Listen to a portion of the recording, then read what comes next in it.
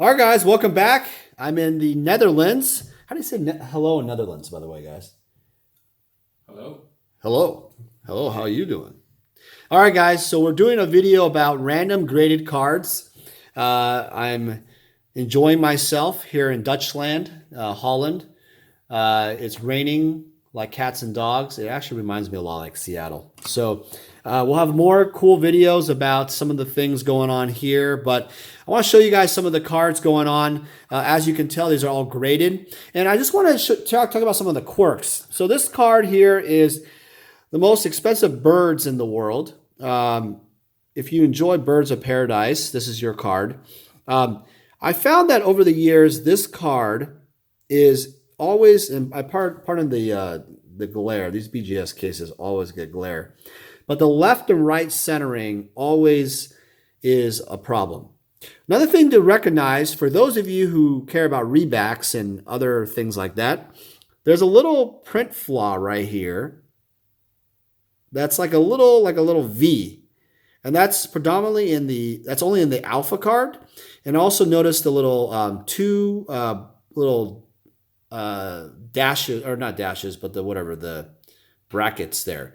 So compare that with the beta card. It's also a little darker. They corrected some of the errors, but be aware that if you see a beta card or a reback card that's been cut alpha, it is a reback. It is not considered an alpha.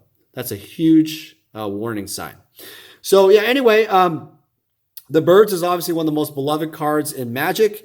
And this is one of the more, I think there's only 5 of these in the world. One card I'm really excited about, and I feel extremely excited about, is this Quad Plus Alpha Illusionary, or not Illusionary, Illusionary Mask. I've always found this card quite interesting. A backstory, I've actually bought quite a bit of raw copies over the years of this card because I just found it really quirky, very interesting. I don't know. Have you guys played with this card in old school? It's kind of weird. I don't know. I've never been able to use the card. I might have to do this with my Alpha 40 deck just to piss people off.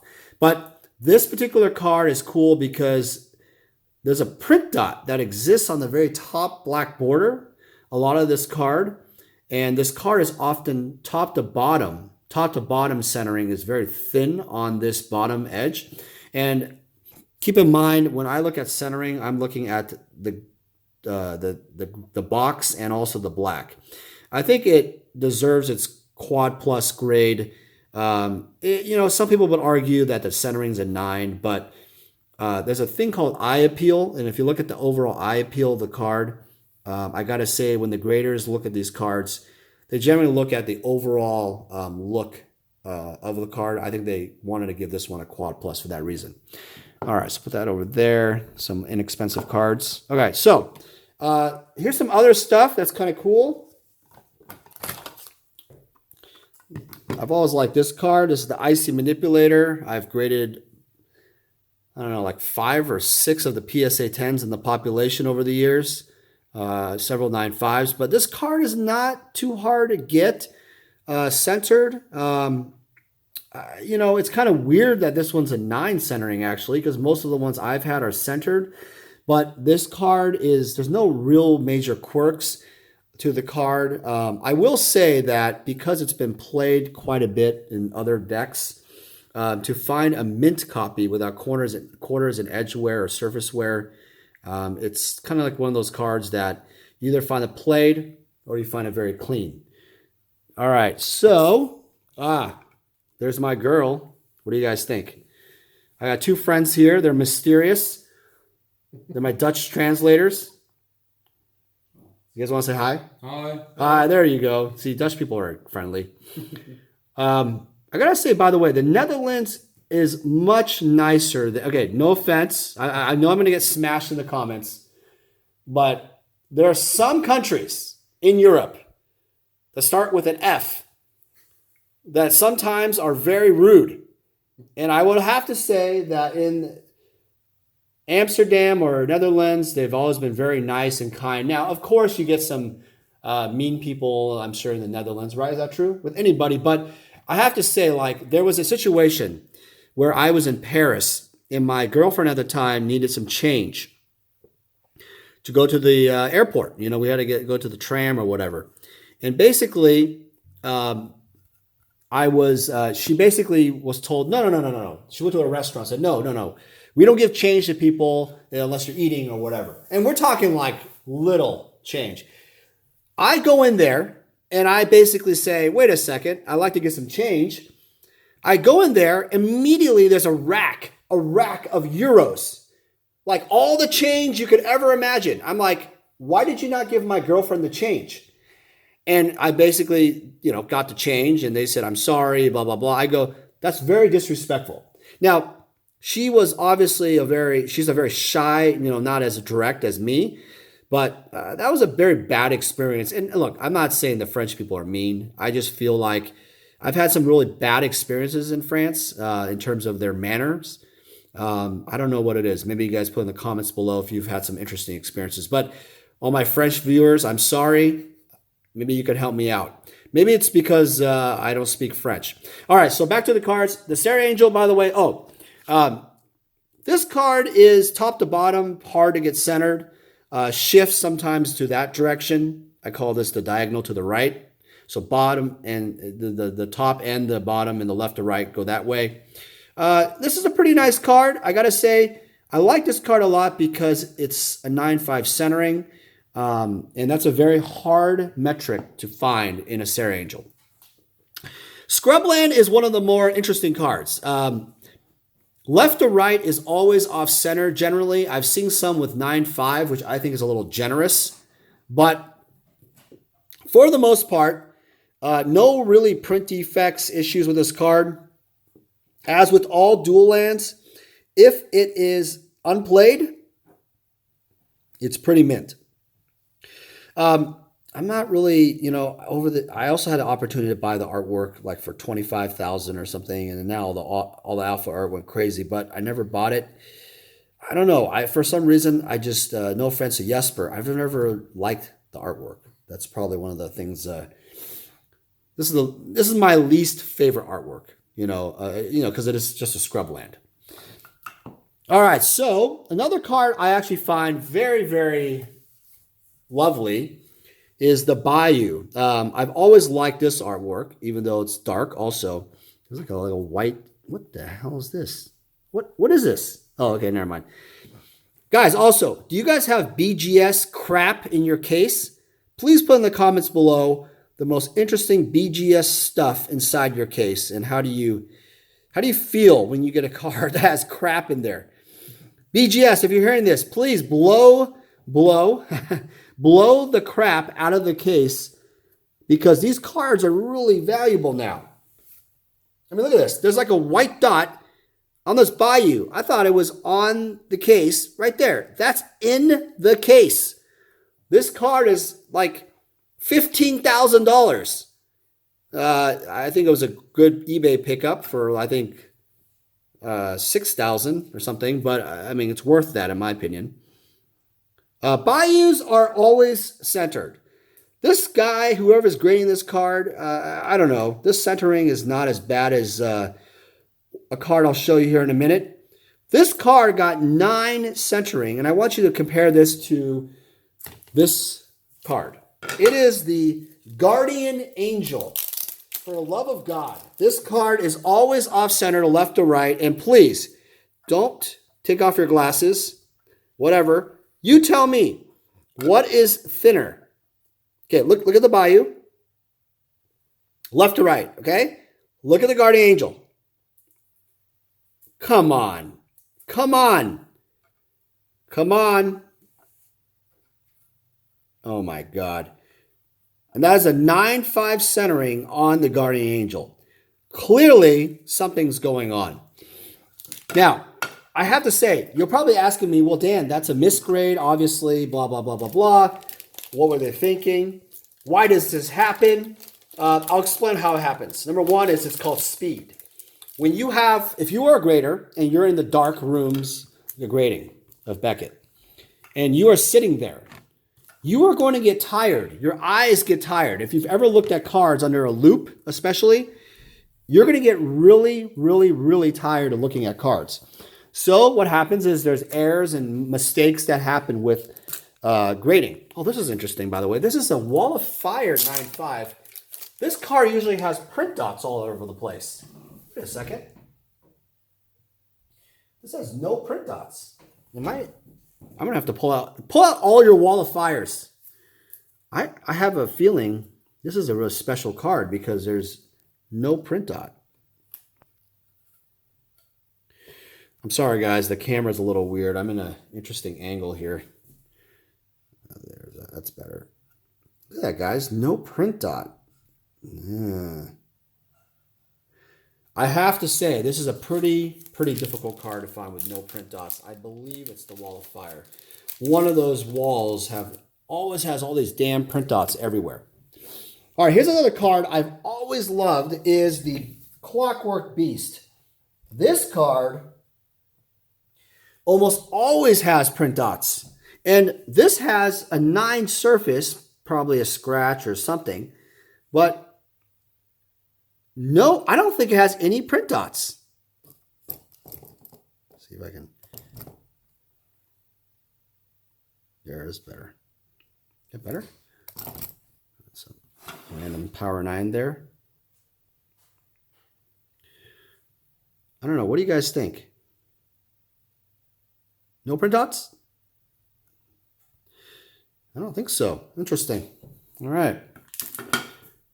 All right. Next we have a Rock Hydra Beta. Why the hell is this in here? Okay. All right. Why is this in here, guys? Anybody want to say anything? Just for fun? Just random. Okay. Well, maybe this is a pet card or something, favorite of, I don't know. But another thing that, people ask me, when it's signed on the case, easily removed with some rubbing alcohol. Just ask your wife or girlfriend, whatever, for some rubbing alcohol, nail polish remover. Just rub it. Just rub her. All right, you guys like this entertainment? This is great. I was told by one of my good friends and clients that I need to start talking more about cards. So this is the key. Oh, this card is good. This card is very interesting. This has a 9.5 surface. This is the Veteran Bodyguard. This card almost always gets print dots and off-centered. This is one of the more difficult population cards for Alpha. I have to say this is one of the more difficult ones to get a 9. Really nice to see this one with no print dots or defects. Another card that plagues the world of centering is the Living Wall. This card is, this one deserves the 9, kinda. I actually don't think it deserves it because I actually believe it should get 8.5. The main reason why is when you have a card that leans towards this direction like this, the right edge, that basically means that the card is essentially has double whammy on the centering.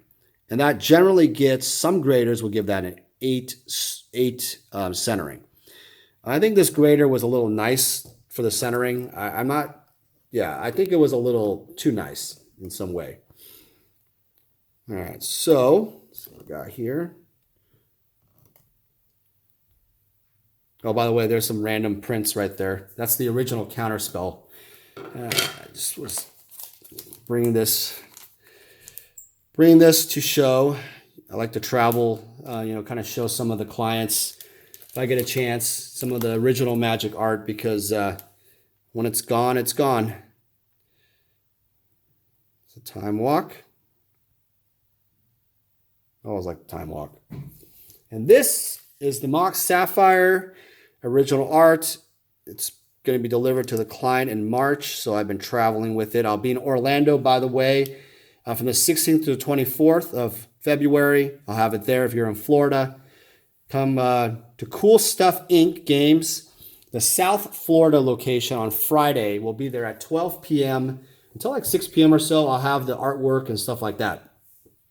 All right, guys. Well, I'm going to wrap this video up. I appreciate you guys watching the video. There's a lot of weird different cards. A couple other things, too. I have these 2 other cards here I like. The Web. This card, actually, is very, very, very difficult to get a quad. And the centering on this is always painful. It's very difficult. You guys will probably argue, Dan, how in the world is the centering on the left so dinky winky and it's getting the quad? Well, let me see. Let me take this over here in the light. What you don't see on the camera is, because this camera is, there's some glare, is that there's actually two boxes. And I wish I could show you guys better, but there's like two boxes on the alpha cards. That actually, if you look at it, there's a black border and the box inside. So there's one box and there's the black border. If you combine those together and with also the frame, it has the eye appeal distinction of a 9.5. Unfortunately, some of you guys will be like, well, that doesn't make sense to me because I don't believe that is a quality of a card that it deserves. And yes, I understand what you're saying. But to the grading gods, there it is. You guys see that box? This angle's good. Look at that. You see that inner box? Interesting. All right, another card before I wrap this up is the Sleight of Mind. Man, this card is stunning. Wow. This is a really nice card. Wow. Guys, this card, I'm not sure. I have to look at I don't think the print dots exist like the pirate ship, but the centering sometimes on this is awful. But the registration, the look, and everything on this card is absolutely gorgeous. This is this as a quad compared to the web quad. I mean, guys, look at that. Look at the centering and the registration look. And you tell me what looks nicer. Wow, I think this Sleight of Mind is very. I mean, if every card looked like this, I mean, first off, I don't even know why this isn't a pristine. Why is this card not a pristine? Okay, probably something on the back, but whatever. But this card is probably the best Sleight of Mind I've ever seen. I wonder if there's even a 10 or something on there.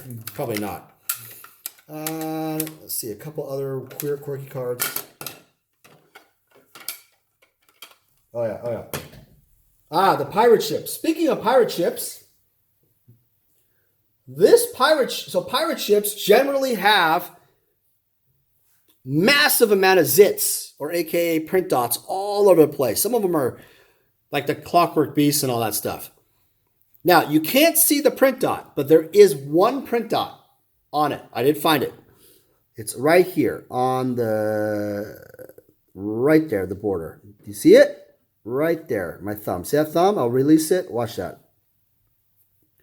So there is a dinky winky little print dot. Also, there's another print dot right here on the edge. So you're probably asking, why does Beckett give the 8 print dot, the 8.5 print dot? Why are they so, and there's another print dot right here. So another one right here. Why are they so inconsistent? Why is it that there's a 9 for this, but, print dots, but there's like 3 print dots? Well, I got to be honest with you. I kind of feel like it depends on the severity of the color of the size of the print dot. And let me show you what I'm talking about. The number 1 card in the world that has print dots is the Mox Sapphire Alpha. And here we go. Do you see how white and bold that print dot is? Right there on the right border. Look at the eye appeal. I want you to look at the eye appeal of both cards. Instantly, you can look to see that there's a white print dot. When there's a faint print dot, Beckett does give a different kind of grading for it. Be aware of that. All right, well, we got to cut the video. I appreciate you guys a lot. How do you say goodbye? And Groeten. Arute, right? Groeten. Arute. Aspadanya. Talk to you guys later. Thanks for watching.